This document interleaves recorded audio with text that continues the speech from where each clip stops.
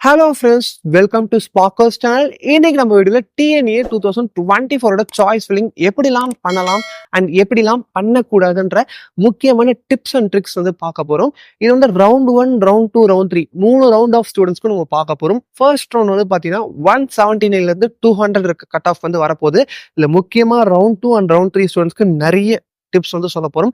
First round of ஸ்டூடெண்ட்ஸ்க்கு என்ன சொல்லணும்ன்றது பார்த்தீங்கன்னா, உங்களுக்கு வந்து வேகன்சி லிஸ்ட்ன்றது எல்லா காலேஜஸ்மே வேகன்சி இருக்கும். ஏன்னா வந்து நீங்க ஃபர்ஸ்ட் ரவுண்ட் நீங்க தான் புதுசா அட்டெண்ட் பண்ண போறீங்கன்றதுனால எல்லா காலேஜஸ்மே வந்து வேகன்சி லிஸ்ட் இருக்கும். இதுல என்ன தப்பு பண்ணுவாங்க நிறைய ஸ்டூடெண்ட்ஸ் லாஸ்ட் ப்ரீவியஸா ஒரு 3 இயர்ஸ்ல என்னெல்லாம் தப்பு பண்ணாங்கன்றது எங்களுக்கு தெரியும். என்ன தப்பு பண்ணுவாங்கன்னா, வேகன்சி லிஸ்ட் எல்லாமே இருக்குன்றதுனால இப்ப அந்த வேகன்சி லிஸ்டே பார்க்காம போயிடுவாங்க. வேகன்சி லிஸ்ட் எல்லாமே இருந்தாலும் நீங்க வந்து அந்த லிஸ்ட்டை வந்து பார்க்கணும். என்னென்ன காலேஜஸ்ல இப்போ வந்து நீங்க கம்யூனிட்டி பிசினா அந்த பிசியில எவ்வளவு சீட்ஸ் இருக்கு, கம்ப்யூட்டர் சயின்ஸ்ல இசிஇல எவ்வளவு சீட் இருக்கு, நீங்க வந்து உங்களுக்கு தேவையான காலேஜஸ்ல மட்டும் பார்த்தா கூட போதும். நீங்க உட்காந்து எல்லா காலேஜஸ்லயும் பார்க்கணுன்ற அவசியம் கிடையாது. உங்களுக்கு எந்தெந்த காலேஜஸ்ல இன்ட்ரெஸ்டா இருக்கீங்களோ அந்த காலேஜஸ்ல மட்டும் பார்த்தா போதும். இன்னொரு முக்கியமான விஷயம் என்னன்னு பாத்தீங்கன்னா, இப்போ உங்களோட கட் ஆஃப் வந்து எக்ஸாம்பிளுக்கு 180 இருக்கு, நீங்க வந்து ரவுண்ட் 1ல வர போறீங்க.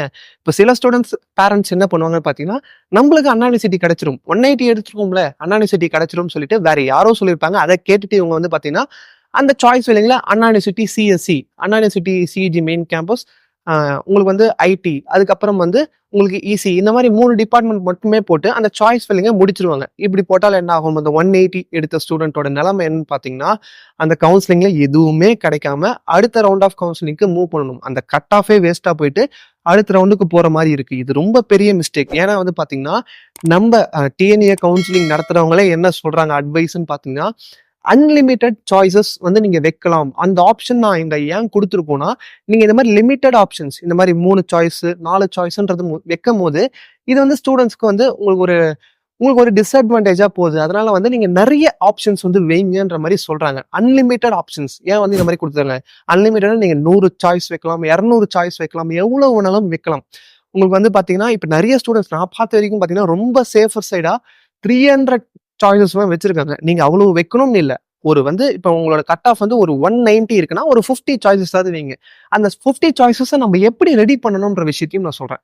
ஃபர்ஸ்ட் வந்து ஒரு சாய்ஸ் லிஸ்ட்னா எப்படி இருக்கணும்னு பாத்தீங்கன்னா, உங்களோட இப்போ உங்களுக்கு எக்ஸாம்பிள் நான் ஆல்ரெடி திருப்பியும் அந்த 180 கட் ஆஃப் எடுத்துக்கலாம். அந்த 180 கட் ஆஃப்க்கு சாய்ஸ் லிஸ்ட் எப்படி இருக்கணும் எக்ஸாம்பிளுக்கு பாத்தீங்கன்னா, ஃபர்ஸ்ட் ஒரு இப்போ நான் சொல்றது 50 காலேஜ் நீங்க எடுக்கணும்ன்ற மாதிரி சொல்லியிருக்கேன். இப்போ அந்த 50 காலேஜஸ்ல ஃபர்ஸ்ட் 10 காலேஜஸ் எப்படி இருக்கணும், இந்த மாதிரி அண்ணா யூனிவர்சிட்டி சிஜி மெயின் கேம்பஸ், அதுக்கப்புறம் எம்ஐடி, எஸ்எஸ்என், இது 3மே கண்டிப்பா 180 எடுத்தா சிஎஸ்சி ஐடி கிடைக்காது, நம்மளுக்கு தெரியும். இருந்தாலும் நீங்க இதை வைங்க, உங்களோட சாய்ஸ் லிஸ்ட்டா நீங்க இதை வைங்க.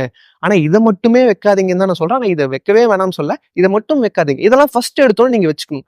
அண்ணா யூனிவர்சிட்டி, அதுக்கப்புறம் வந்து எம்ஐடி, அதுக்கப்புறம் எஸ்எஸ்என், இந்த மாதிரி நீங்க வைப்பீங்க.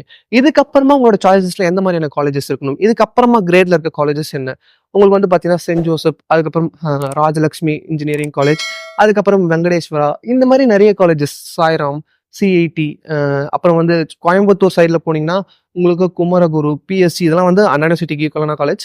அதுக்கப்புறம் வந்து உங்களுக்கு கோயம்புத்தூர்ல ஒரு சிஐடி இருக்கு, அது இருக்கலாம். இந்த மாதிரி நீங்க காலேஜஸ் வந்து ரெடி பண்ணணும் லிஸ்ட். இதனால நீங்க ஒரு 50 காலேஜஸ் ரெடி பண்ணா தப்பு கிடையாது. நீங்க கேட்கலாம், 180 சாய்ஸ் லிஸ்ட்டுக்கு 50 காலேஜஸ் ரெடி பண்ணணுமான்னு கேட்டீங்கன்னா, அதுல பண்ணலாமே, வரும், தப்பு கிடையாது. உங்களுக்கு அதுல எதுவும் வந்து எக்ஸ்ட்ராவா நீங்க எதுவும் பண்ண போறது இல்லை. ஜஸ்ட் 50 காலேஜஸ் வைக்க போறீங்க. நான் திருப்பியும் சொல்றேன், 50 காலேஜஸ் வைக்கும் போது ஃபர்ஸ்ட் ஒரு 20 காலேஜஸ் டாப் காலேஜா இருக்கணும். நடுவுல அதுக்கப்புறம் அந்த 20 காலேஜஸ் முடிஞ்சதுக்கு அப்புறம் 20 காலேஜஸ் வந்து பாத்தீங்கன்னா அந்த டாப்புக்கு கீழே உங்களுக்கு வந்து ஒரு ஆவரேஜ் லெவல் ஆஃப் காலேஜ் இருக்கணும்.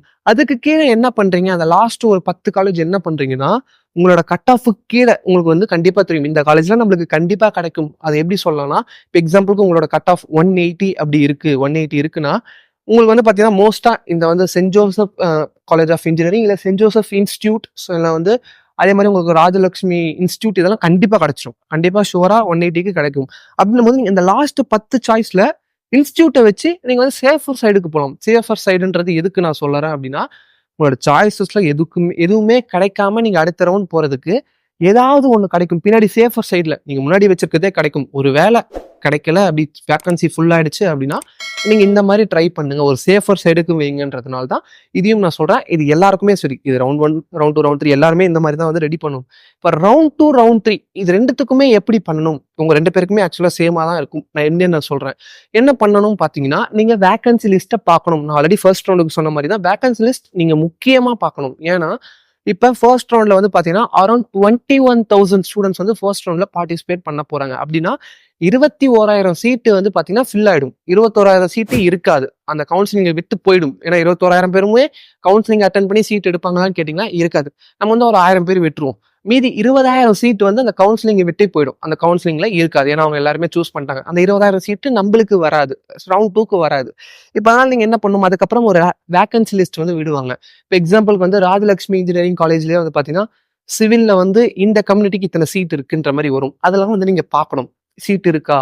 எந்த காலேஜ்ல நம்மளுக்கு டாப் காலேஜஸ்ல ஏதாவது வந்து மிச்சம் சீட் இருக்கான்றத முதல் செக் பண்ணணும். அது செக்கே பண்ண மாட்டாங்க. இவங்களே வந்து என்ன நினைச்சுப்பாங்கன்னா, டாப் காலேஜஸ்லாம் ஃபர்ஸ்ட் ரவுண்ட்லயே முடிஞ்சிரும்பா, செகண்ட் ரவுண்டுக்கு வராதுன்ற ஒரு இதுல அதை பார்க்காம வேகன்சி லிஸ்டே பார்க்காம நீங்க டைரக்டா இந்த கட் ஆஃப்க்கு இந்த காலேஜ் தான் கிடைக்கணும்ன்றத டைரக்டா நீங்களே வந்து போட்டுருவீங்க. அந்த மாதிரி பண்ணாதீங்க. வேகன்சி லிஸ்ட்டை செக் பண்ணுங்க. ஒன்றும் தப்பு கிடையாது. அது ஒரு 20 பேஜ் இருக்கும். 20 பேஜை நீங்க ஸ்வைப் பண்ணி பார்க்கறதுல ஒரு பிரச்சனையும் இல்லை. அதை நீங்க பார்த்துக்கலாம். நம்ம வீடியோஸும் போடுவோம். வேகன்சி லிஸ்ட் எல்லாத்தையும் நம்ம தொடர்ந்து போட்டுக்கிட்டே இருப்போம். அதையும் நீங்க பார்க்கணும், பார்த்துக்கலாம். சப்ஸ்கிரைப் பண்ணி வச்சுக்கோங்க. அதெல்லாம் வந்து தொடர்ந்து நீங்க பார்க்க போறீங்க அப்படின்னா. அண்ட் வந்து பார்த்தீங்கன்னா, இந்த வேகன்சி லிஸ்ட்டை நீங்க பார்த்து முடிச்சிட்டீங்களா? அதுக்கப்புறம் அந்த வேகன்சி லிஸ்ட்ல இருந்து ஒரு காலேஜஸ் நம்ம ஃபில்டர் பண்ணணும். டாப் லெவல் காலேஜஸ்ல இதெல்லாம் இருக்கு. இப்ப சில பேர் வந்து இந்த ரவுண்ட் 2ல இருக்கவங்க, எனக்கு வந்து சிஎஸ்சி ஐடி தான் வேணும். மெக்கானிக்கல் சிவில்லாம் வேணான்னுவாங்க. என்னோட சஜஷன் என்னன்னு பார்த்தீங்கன்னா, மெக்கானிக்கல் சிவிலும் எடுக்கலாம்.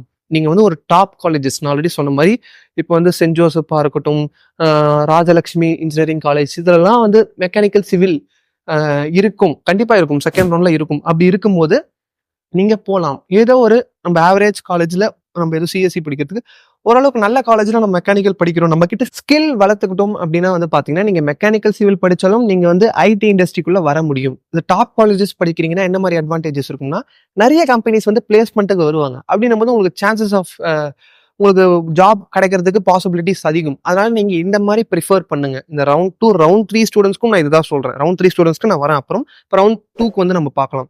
இந்த ரவுண்ட் 2க்கு இந்த மாதிரிலாம் நீங்க பாருங்க. ஏன்னா வந்து நீ இல்ல சிஎஸ்சி ஐடி படிச்சாதான் நம்ம ஐடிக்குள்ள போக முடியுமா? கிடையாது. ஏன்னா சிஎஸ்சி ஐடி படிச்சவனே இன்னைக்கு வேலை இல்லாம உட்காந்துட்டு இருக்காங்க நிறைய ஸ்டூடெண்ட்ஸ். அதெல்லாம் வந்து பேரண்ட்ஸுக்கு இன்னுமே வந்து கிளியரான ஐடியாவே இல்லாம சிஎஸ்சி ஐடி தான் படிக்கணும்ன்ற மாதிரி நினைச்சிட்டு இருக்காங்க. இதை விட ஸ்டூடெண்ட்ஸ் வந்து ஐடி இண்டஸ்ட்ரியில தான் போகணுன்ற மாதிரி நினைச்சிட்டு இருக்காங்க. ஐடி இண்டஸ்ட்ரியில நீங்க போகலாம். எந்த டிபார்ட்மெண்ட் படிச்சாலும் ஐடி இண்டஸ்ட்ரியில போக முடியும். இதை முதல் மைண்ட்ல ஃபிக்ஸ் பண்ணிக்கோங்க. அதனால நீங்க இதெல்லாம் பொறுத்து இந்த வேகன்சி லிஸ்ட் செக் பண்ணி இந்த மாதிரி போடுங்க. உங்களுக்கும் ஆல்ரெடி சொன்ன மாதிரி தான் நீங்களா வந்து 200 சாய்ஸஸ் வைக்கலாம். தப்பு கிடையாது. நான் ஃபர்ஸ்ட் ரவுண்டுக்கு 50, 100 சொன்னேன். நீங்க வந்து 200 வைங்க. ரவுண்ட் 2ல இருக்கவங்க 200, 300 சாய்ஸஸ் வைங்க.